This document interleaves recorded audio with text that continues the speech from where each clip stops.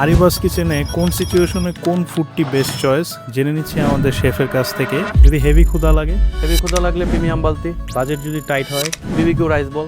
4 জনের গ্রুপে আসলে, 4 জনের গ্রুপে আসলে একের ভিতর সব পিৎজাটা ট্রাই করতে পারেন। ডাইটে আছেন বাট খিদাও লাগতেছে, আমাদের যে লাইট মিল আছে যেটা স্টেক প্লেটার সেটা থাকবে।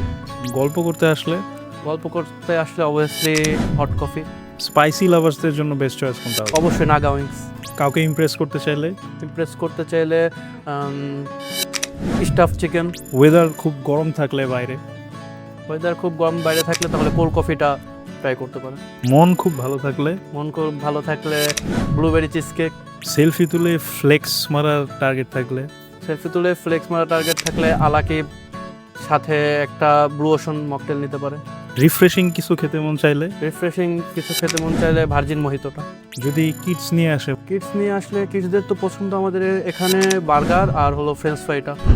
এখন আপনার সিচুয়েশন কমেন্ট করুন, আমরা বলে দিব আপনার জন্য পারফেক্ট অর্ডার কি হবে।